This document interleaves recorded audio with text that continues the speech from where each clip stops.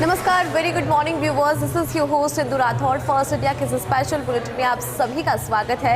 इस special bulletin में हम बात आपकी सेहत की करते हैं, क्योंकि सेहत जो है सबसे कीमती चीज़ कही जाती है और उसका ख्याल रखना भी बहुत ज़्यादा इंपॉर्टेंट होता है। तो ऐसे में हम बात यहाँ पर फिटनेस की करेंगे और बात यहाँ पर करेंगे कि हमें कौन कौन सा वर्कआउट जो है वो यहाँ पर करना चाहिए। लेकिन उससे पहले आपको तमाम बड़ी खबरें बता देते हैं कि आज का दिन खबरों के लिहाज से कैसा रहेगा। तो सबसे पहले बात यहाँ पर देखिए, सीएम भजनलाल शर्मा के आज के प्रस्तावित कार्यक्रम की करेंगे। मुख्यमंत्री भजनलाल शर्मा का आज का प्रस्तावित कार्यक्रम क्या है? दरअसल सुबह 10:30 बजे जयपुर से चूरू के लिए सीएम प्रस्थान करेंगे। ये बड़ी खबर है। सुबह 11:30 से 12:30 बजे तक संकल्प दिवस कार्यक्रम में वो शामिल होंगे और पद्म भूषण स्वर्गवासी लेफ्टिनेंट जनरल सगत सिंह राठौड़ की मूर्ति अनावरण कार्यक्रम में वो शामिल होंगे। कृषि उपज मंडी चूरू जिला स्टेडियम में कार्यक्रम होगा, जहां पर उनकी मौजूदगी रहेगी और दोपहर 2:05 से 3:05 तक ओसिया क्षेत्र के विकास कार्यों का लोकार्पण और शिलान्यास करेंगे।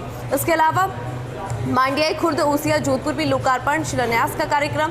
फिर शाम को 4:35 पर जयपुर पहुंच जाएंगे सीएम भजनलाल शर्मा। तो मुख्यमंत्री भजनलाल शर्मा का आज का प्रस्तावित कार्यक्रम कुछ इस तरह से है।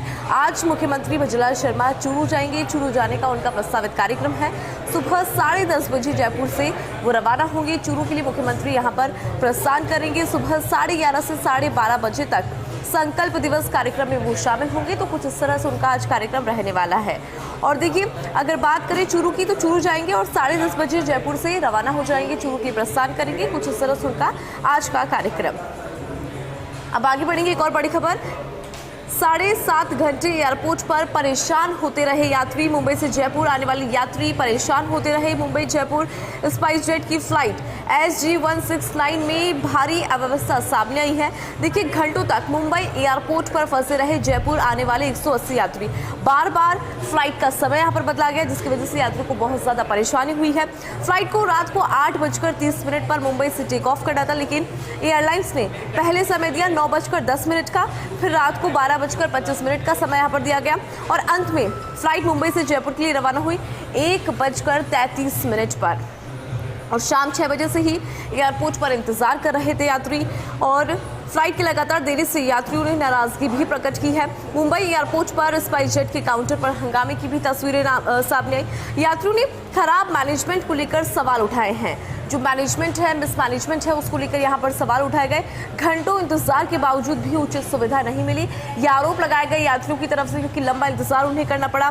खाने पीने और अपडेट को लेकर भी शिकायत यहाँ पर की है। तो 7.5 घंटे एयरपोर्ट पर यात्री परेशान होते रहे।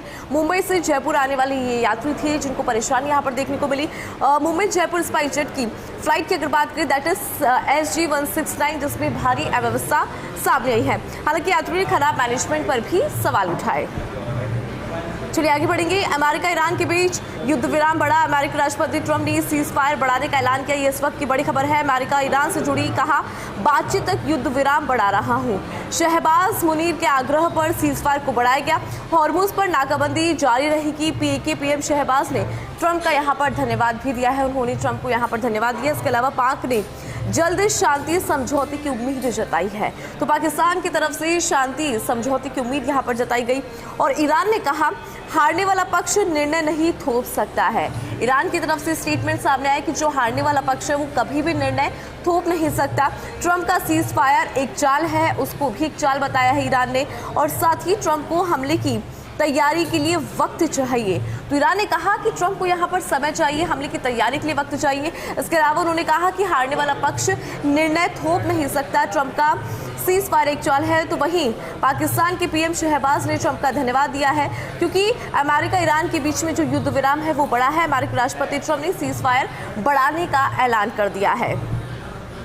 चलिए आगे बढ़ेंगे। महत्वपूर्ण जानकारी आपको देते हैं। बढ़ेंगे, बात पहलगाम हमले की यहाँ पर करेंगे, क्योंककि पहलगाम हमले की पहली बरसी आज 22 अप्रैल 2025 को 26 लोगों को गोलियों से आतंकियों ने भून डाला था। श्रीनगर से करीब 95 किलोमीटर दूर वेस्टर्न घाटी में खूनी खेल हुआ था। इस कायरतापूर्ण आतंकी हमले ने पूरे देश को झकझोर के रखा और इस आतंकी हमले का बदला लेने के लिए भारत ने ऑपरेशन सिंदूर चलाया था।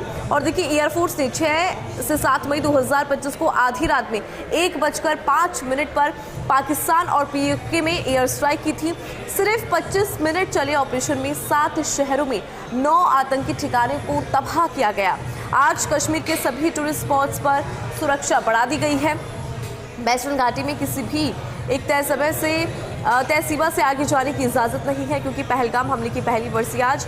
लेकिन भारत की तरफ से देखिए जवाब यहाँ पर दिया गया था। भारत ने ऑपरेशन सिंदूर चलाया था और एयरफोर्स ने 6 और 7 मई 2025 की आधी रात को 1:05 पर पाकिस्तान और पीओके में एयर स्ट्राइक की थी। आज की बात करें तो कश्मीर के सभी टूरिस्ट स्पॉट्स पर सुरक्षा को बढ़ाया गया। इसके अलावा वेस्टर्न घाटी की बात करें तो किसी को भी एक तय सीमा से आगे जाने की यहाँ पर इजाज़त नहीं है। तो ये तो हमने आपको तमाम बड़ी खबरें बताई, लेकिन अब बात यहाँ पर अखबार की करेंगे कि अखबार में आज क्या कुछ खास है। तो देखिए मेरे पास जो है फर्स्ट इंडिया ग्रुप द्वारा पब्लिश 2 बड़े न्यूज़पेपर है। First is first India daily English newspaper. सबसे पहले इसकी बात करते हैं कि इसमें क्या कुछ खास है। US-Iran ceasefire set to expire today. Tensions between the US and Iran have entered a new phase as the April 22 ceasefire deadline approaches, raising fears that fragile pause in hospitalities may soon collapse. With diplomatic talks scheduled in Islamabad, both Washington and Tehran remain deeply divided over core issues including Iran's nuclear program, sanctions, maritime security and continued blockade around the Strait of Hormuz। तो यहाँ पर जो cease fire है वो expire हो रही है। और देखिए यहाँ पर जानकारी अगर आपको दे, दोनों के बीच में जो डिप्लोमेटिक स्टॉक हुई थी इस्लामाबाद में, वहाँ पर देखिए वॉशिंगटन और तेहरान ने जो डीपली डिस्कस की थी वो टॉपिक से, वो इश्यूज़ क्या क्या थे उस पर अगर नज़र डाली जाए तो ईरान्स न्यूक्लियर प्रोग्राम इसके अंदर इंक्लूड था, सैंक्शंस इंक्लूड थे, मैरीटाइम सिक्योरिटी इसके अंदर इंक्लूड थी, तो स्ट्रेट ऑफ हॉर्मुज जो है वो भी यहाँ पर इंक्लूड था। Iran's chief negotiator and parliamentary speaker Mohammad Baqir Ghalibaf has sharply criticized Trump, accusing the United States president of undermining diplomacy through hostile rhetoric and a legal violation of trust.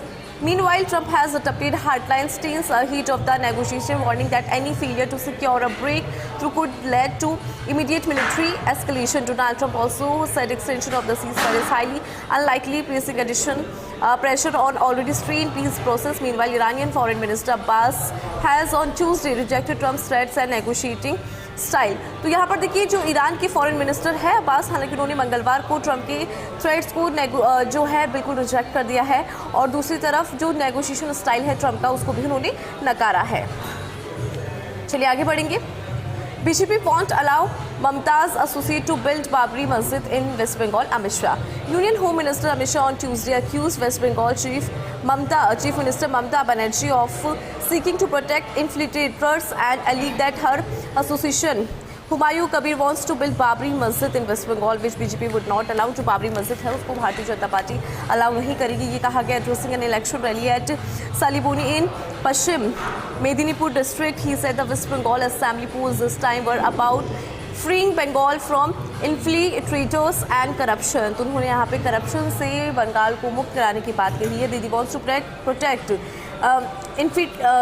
infiltrators, but we will remove, he said. Meanwhile, high poll campaign for TN and first phase of West Bengal election conclude on Tuesday evening। तो मंगलवार को जो है वो इसका conclusion देखने को मिला। अब आगे बढ़ेंगे। 13 killed in fireworks central blast in Kerala ahead of Thrissur Puram। At least 13 people were killed and over 40 injured in explosion at fireworks manufacturing unit in Kerala's Thrissur district on Tuesday afternoon. This fire incident happened 2 days after 25 people were killed in explosion at a fireworks unit in Tamil Nadu's Virudunagar on Sunday. The firecracker preparation unit was situated in a paddy field that had dried after the harvest, and the intense summer heat may have worsened the incident। तो यहाँ पर देखिए हादसा जो है वो यहाँ पर नजर आया। 13 लोग जो है इसके अंदर मर गए इस पूरे ब्लास्ट के अंदर। ये केरलम के अंदर हुआ, जिसको लेकर जानकारी हम आपको दे रहे हैं। चलिए आगे बढ़ेंगे। महत्वपूर्ण जानकारी आपको देते हैं कि और कुछ क्या खास है इस अखबार के अंदर। Let's see. Long pending basic issues now being resolve, asserts Om Birla. Lok Sabha Speaker Om Birla on Tuesday inaugurated and laid foundation stones for project worth over Rs 84 crore in Ladpura, saying they will boost infrastructure and address long-standing gaps. तो यहाँ पर देखिए Lok Sabha speaker Om Birla ने एक project है 84 करोड़ का लाडपुरा में उसके फाउंडेशन को रखा है, उसके फाउंडेशन का इनॉग्रेशन यहाँ पर किया। साथ ही उन्होंने कहा कि इससे इंफ्रास्ट्रक्चर को मजबूती मिलेगी। Speaking near Shivpuri Dham he said plan development will ensure routes water power and connectivity for all. उन्होंने यहाँ पर ये भी कहा कि जो ये डेवलपमेंट है, प्लान डेवलपमेंट जो है, इसकी वजह से हमारा वाटर पावर एंड कनेक्टिविटी जो है वो मजबूत होगी, जो नेटवर्क है वो बहुत ज़्यादा डेवलप होगा।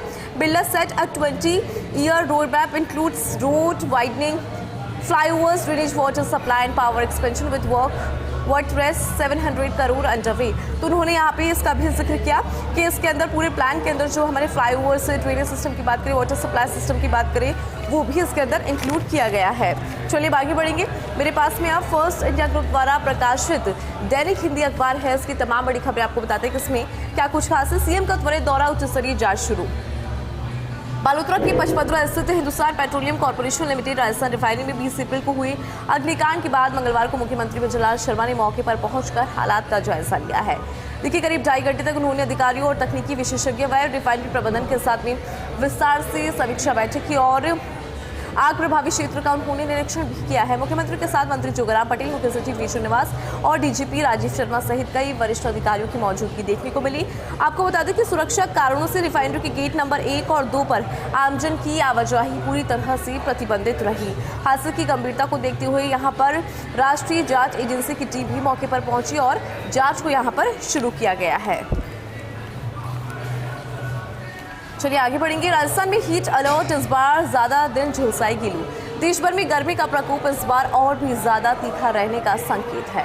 भारत मौसम विज्ञान विभाग के महानिदेशक मृत्युंजय महापात्र ने चेतावनी दी कि राजस्थान सहित उत्तर भारत के कई हिस्सों में इस साल सामान्य से ज्यादा दिनों तक उष्ण लहर चलने की संभावना। आईएमडी के अनुसार सिंधु गंगा के मैदानी क्षेत्रों में उत्तरी हिस्सों के साथ राजस्थान के कई इलाकों में तापमान 40 से 44 डिग्री सेल्सियस या उससे ज्यादा तक पहुंच सकता है। विशेष रूप से दक्षिणी राजस्थान और मध्य भारत से सटे क्षेत्रों में गर्मी का असर ज्यादा देखने को मिलेगा। उन्होंने बताया कि अप्रैल, मई और जून के महीनों में तापमान सामान्य से ऊपर रहने की संभावना है और हर साल इन महीनों में गर्मी अधिक रहती है, लेकिन इस बार हीटवेव के दिनों में बढ़ोतरी दर्ज हो सकती है। तो ये महत्वपूर्ण जानकारी मौसम से जुड़ी हमने आपको दी। चलिए आगे बढ़ेंगे। प्रदेश के हर जिले में स्थापित होंगे मेंटल हेल्थ केयर सेल। मुख्यमंत्री ने कहा है कि विजयलाल शर्मा के नेतृत्व में राज्य सरकार प्रदेशवासियों की शारीरिक स्वास्थ्य के साथ साथ मानसिक स्वास्थ्य को सुदृढ़ करने की दिशा में ठोस कदम उठा रही है। विकसित राजस्थान 2047 के विजन को साकार करने के क्रम में सभी के लिए मानसिक स्वास्थ्य के लक्ष्य की प्राप्ति के लिए साल 2026 से 27 के बजट में राज ममता कार्यक्रम की घोषणा की गई थी और हाल ही में विश्व स्वास्थ्य दिवस के अवसर पर राज Mamata mental awareness monitoring and treatment for all कार्यक्रम के प्रभावी क्रियान्वयन की तैयारियां शुरू कर दी गई है। इसके साथ ही केंद्र सरकार द्वारा नेशनल टेलीमेंटल हेल्थ प्रोग्राम टेलीमानस का भी प्रदेश भर में प्रभावी संचालन किया जा रहा है। तो मेंटल हेल्थ पर अब फोकस किया जाएगा। बीजेपी राष्ट्रीय अध्यक्ष नितिन नवीन 27 को जयपुर आएंगे। भाजपा के राष्ट्रीय अध्यक्ष नितिन नवीन के प्रस्तावित राजस्थान के दौरे को लेकर प्रदेश संगठन में हलचल तेज हो गई है। 27 अप्रैल को जयपुर आगमन से पहले प्रदेश भाजपा कार्यालय में तैयारियां जोरों शोरों से चल रही है। राष्ट्रीय महामंत्री एवं राजस्थान प्रभारी राधा मोहन दास अग्रवाल ने मंगलवार को प्रदेश कार्यालय पहुंचकर तैयारियों का निरीक्षण किया है। उन्होंने कार्यालय के प्रत्येक कक्ष का जायजा लेते हुए व्यवस्थाओं को बेहतर बनाने के निर्देश दिए। नितिन नवीन का ये पहला अवसर होगा जब वे जयपुर स्थित प्रदेश भाजपा कार्यालय का दौरा करेंगे और इस दौरान वे कोर कमेटी और प्रदेश पदाधिकारियों की महत्वपूर्ण बैठक लेकर संगठनात्मक मजबूती पर मंथन करेंगे। तो काफी ज्यादा महत्वपूर्ण पूरी बैठक रहने वाली है। तो ये तो हमने आपको तमाम बड़ी खबरें बताई और आपको बताया कि खबरों के लिहाज से आज का दिन कैसा रहेगा। साथ ही हमने आपको 2 बड़े न्यूज़पेपर्स की खबरें भी बताई। अब बात हम आपकी फिटनेस की करेंगे और साथ ही अगर हमारे सामने कोई एग्जाम्पल होता है तो हमें मोटिवेशन मिलता है। मेरे साथ में है एडवोकेट अभिषेक, इनसे हम बात करेंगे। इस जिम में लगातार आ रहे हैं, इनसे जानते हैं इनकी जर्नी कैसे रही। अभिषेक, मैं आपसे जानना चाहूँगी क्योंकि हम जब भी जिम में आते हैं गोल के साथ में आते हैं। सबसे पहले तो ये बताएं आपका गोल क्या है? एक्चुअली मेरा गोल तो वेट लूज़ करना है, इंचेस लूज़ करना है। I want to become fit, मुझे फिट होना है, स्ट्रेंथ गेन करनी है, तो दैट इज़ माय गोल।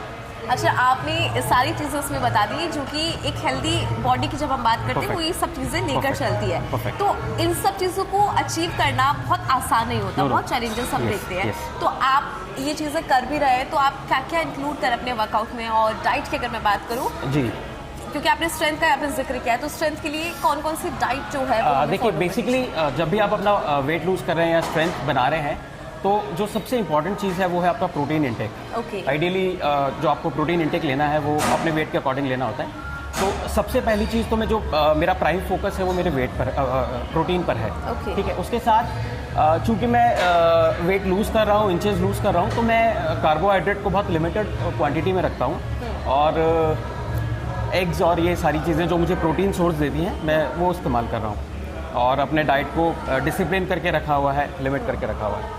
आपको कितना टाइम हो गया वर्कआउट करते हुए? देखिए वर्कआउट तो मैं ऑलमोस्ट 10 ईयर्स से कर रहा हूँ, पर पीछे it was like on end of. Okay. पर अभी Consistency. कंसिस्टेंसी के साथ मैं पिछले 30 दिन से वर्कआउट कर रहा हूँ। Luckily today is my 30th day, Okay. और एक महीने से मैं कंटिन्यू वर्कआउट कर रहा हूँ। I never miss a single day. Okay. पिछले 30 दिनों से आप वर्कआउट कर रहे हैं और आपने यहाँ पे कहा कि बिल्कुल कंसिस्टेंसी के साथ जी। में करें। फर्स्ट डे से और आज के डे में आपने क्या चेंजेस अपनी बॉडी में फील किए? सबसे पहला तो मैंने एक significant amount of weight I lost. Okay.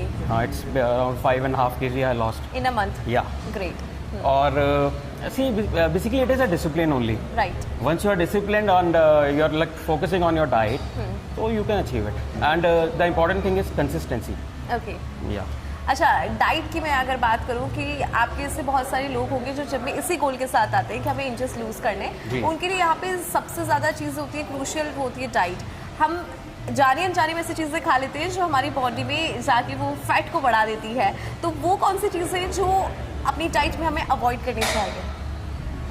सबसे पहले तो आपको जो आप डाइन आउट के लिए बाहर जा रहे हैं या जो बाहर का खाना है वो आपको इमिडिएटली बंद करना होगा। If you really want to get the changes in your body, तो you have to definitely stop it. आपको रोकना पड़ेगा, अपने डाइट को लिमिट करना पड़ेगा। मतलब होता है कि आपको बहुत सारा नहीं खाना है, बहुत ज़्यादा नहीं खाना है, बहुत ज़्यादा बार खाना है, थोड़ा थोड़ा थोड़ा, तो वो आपकी क्रेविंग्स को ख़त्म करेगा और आपको एक ना हेल्दी रूटीन देगा जो आपकी बॉडी के लिए भी बेनिफिशियल है। अच्छा, मैंने ये भी सुना है जो लोग बाहर जाके अगर खाना खा भी लेते हैं, ऐसा कि आपने अनहेल्दी खा लिया, तो उसको कहा जाता है कि आपकी नेक्स्ट मील ऐसी होनी चाहिए कि बैलेंस हो जाए। हाँ सही है, अच्छा। बिल्कुल ऐसा होना चाहिए, पर if I am talking about myself तो मैं तो ऐसा नहीं कर रहा हूँ। I am not cheating on my meal. Okay. हाँ, तो मुझे लगता है कि अगर आपको एक अच्छे चेंजेस अपनी बॉडी में चाहिए तो आपको you have to I mean compromise something. Okay. अगर मैं दिन की शुरुआत की बात करूँ, आप किस साथ में दिन की शुरुआत करते हैं? आई मीन मेरा जो डाइट है, I start with I mean lukewarm water with lemon, okay. And after that I take 1 black coffee. उसके बाद फिर मैं जिम आता हूँ, वर्कआउट करता हूँ, then my supplements keratin and protein I take. Okay. उसके बाद फिर मैं पनीर और वो कुछ रेसिपीज़ हैं जो मेरे ट्रेनर ने डिज़ाइन किए हैं, मैं वो लेता हूँ। ओके। उसके बाद एक ग्रीन टी और फिर रात को एग्स, इस तरह का कुछ रूटीन है। ओके। मतलब फोकस जो है पूरा ज़ीरो कार्बोहाइड्रेट और मैक्सिमाइज करना है प्रोटीन को, ताकि मसल्स अच्छे से रिपेयर हों और चीज़ें अच्छी बनें। Alright, thank you That's so it. Much. Thank you so much. Thank you for inviting. जानकारी देने के लिए। तो इनकी जर्नी को हमने समझा है कि कैसे एक गोल के साथ में लगातार पिछले 30 दिनों से ये काम कर रहा है। इससे हमें ये समझ में आता है कि कंसिस्टेंसी बहुत ज़्यादा ज़रूरी है किसी भी चीज़ को अगर आप पाना चाहते हैं। अगर आप अपनी बॉडी को हेल्दी रखना चाहते हैं तो उसके लिए आपको कंसिस्टेंसी बरकरार रखनी होगी। कल फिर से मुलाकात होगी एक और मैसेज के साथ, कुछ टिप्स के साथ। कल फिर से मिलेंगे जहाँ पर बात फिर से आपके फिटनेस की होगी, लेकिन फिलहाल मुझे दीजिए इजाज़त। नमस्कार।